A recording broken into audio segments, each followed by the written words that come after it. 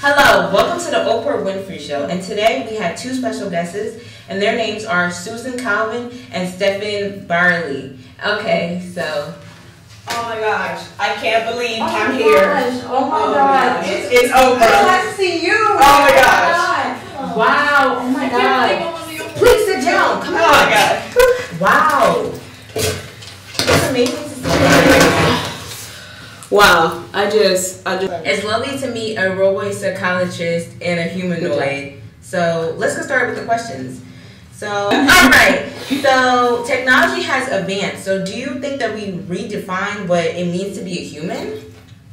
Well, I don't really think so. I believe that since robots are now our world, we should be able to help them out and teach them how to live in the world.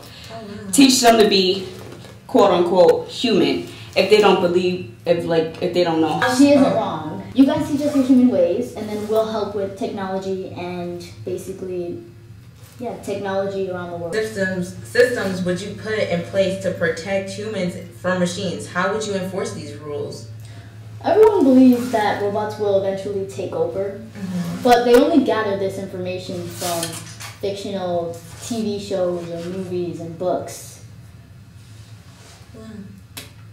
But have they really seen it? Well, I've actually had experience with a robot who tried to take over. He didn't believe that Mike Donovan and Gregory Paul made him. He was just disobedient, both physically and verbally. I just agreed with the 3 laws of robotics. I believe that robots should be programmed to not harm humans, and I won't stop until, that change is made. And I believe that they'll listen to Stephen Barley. Wow.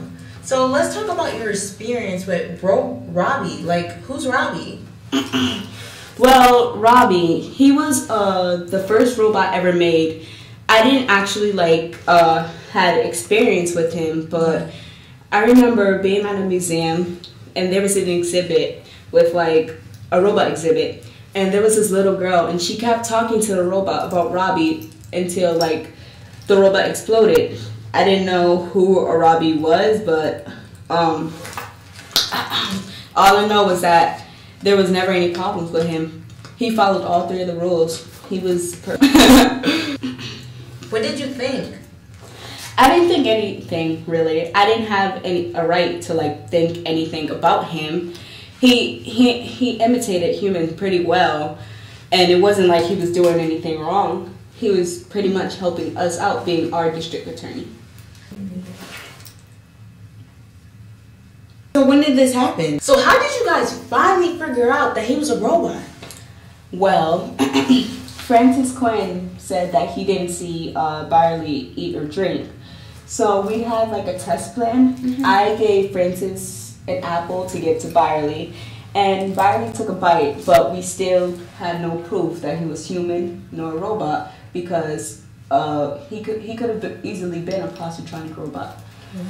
So a random man came up to Barley one day and told him to hit him.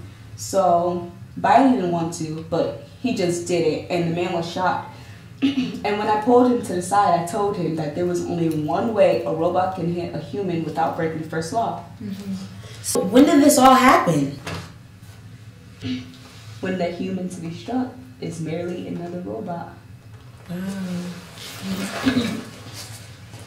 That day she told me to have a good election and that she would be voting for me. So you truly are an amazing Robo-psychologist. Robo-psychologist. I've been studying this since I was a girl. I was alive when the first robot was made, and I am now alive for the amazing positronic robot. So then how was Robbie, Cutie, and Stephen different from each other? Each robot had a different trait. One was more advanced than the other. Robbie followed all of the laws, but he was one of those big, clunky robots. And Cutie, he was the first ever robot to have a mind of his own, to be curious. Last but not least, Stephen. He faked being human for so long. He's the most amazing piece of technology out right now. He's advanced in more ways than one. So now a question to you, Stephen.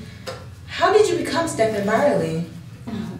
Jeez, it's a long story. Well, we have time. The original Stephen Byerly was in a wheelchair. He built me to take his place, and I did. So how do you feel?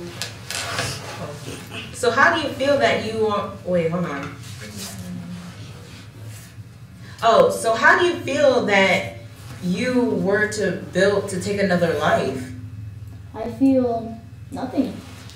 If I had the opportunity as a human, I would be very overjoyed. So, did you know that Suzanne Calvin was gonna find out that you were a robot eventually? Well, I was expecting it. I mean, she is a very intelligent woman. Thank you. Wow. And that's it. Oh, you just say, well, that's about it, and you stand up and Well, that's be it like, for today. well, we had an eventful day. You get a robot. You get a robot, and you get a robot, and then we dance. Okay. Well, that was an eventful day. Thank you guys for watching. So now you get a robot. You get a robot. We all get robots. Let's do a robot dance, cons. Come on. Okay. Let's do a robot dance. Come on.